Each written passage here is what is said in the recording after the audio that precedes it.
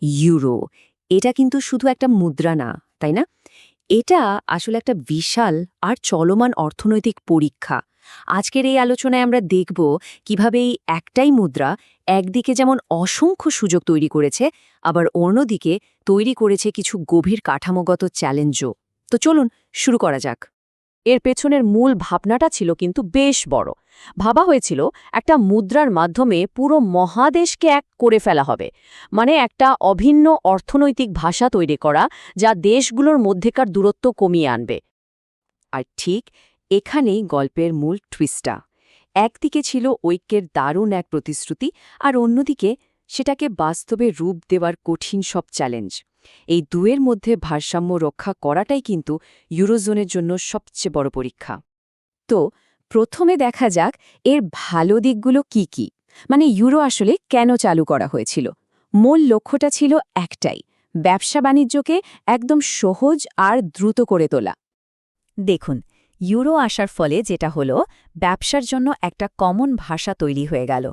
আগে যেমন ধরুন জার্মানির মার্ক, ফ্রান্সের ফ্রা, ইটালির লিরা, এই সব কিছুর মধ্যে হিসেব করতে গিয়ে যে একটা অনিশ্চয়তা আর ঝামেলা ছিল, সেটা পুরোপুরি শেষ।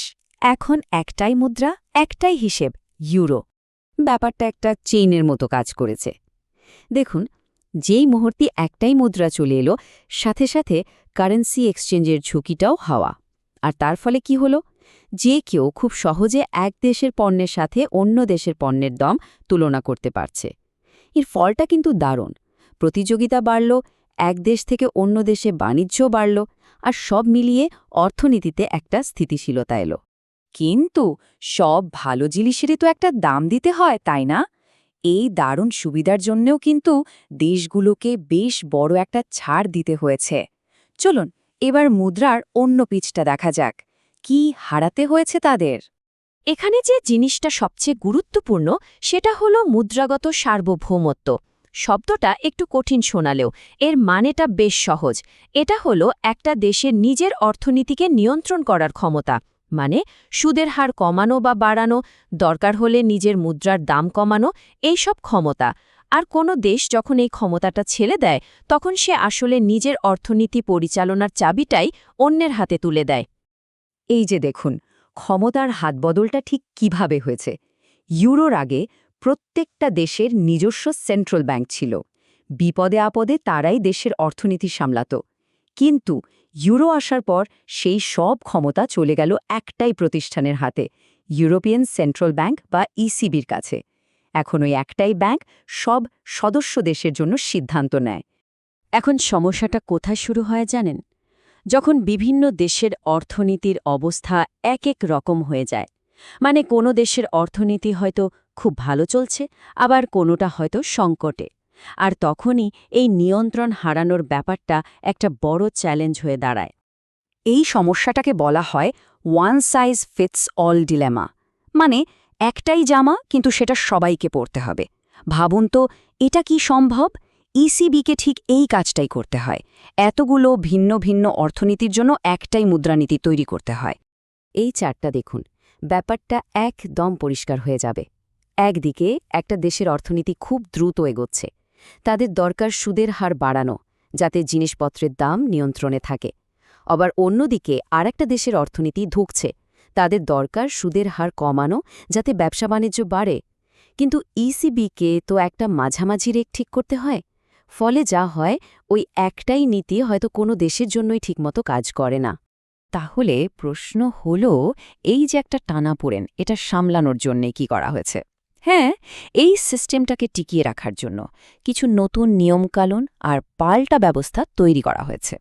যেহেতু মুদ্রার নিয়ন্ত্রণটা এখন আর দেশের হাতে নেই, তাই দেশগুলোকে তাদের নিজেদের আয়-ব্যয়ের ব্যাপারে খুব কড়া নিয়ম মানতে হয়। মানে সরকারি খরচ আর ট্যাক্সের ব্যাপারে খুব সাবধান থাকতে হয়। এর কারণটা খুব সহজ, যাতে একটা দেশের ভুলের জন্য পুরো ইউরো সিস্টেমটাই বিপদে না পড়ে। এই নিয়মগুলোর মধ্যে সবচেয়ে গুরুত্বপূর্ণ হল স্টেবিলিটি অ্যান্ড গ্রোথ প্যাক্ট। এখানে দুটো প্রধান নিয়ম আছে। এক, বাজেট ঘাটতি জিডিপির ৩% বেশি হতে পারবে না, আর ২, সরকারি ঋণ জিডিপির ৬০% বেশি হওয়া চলবে না।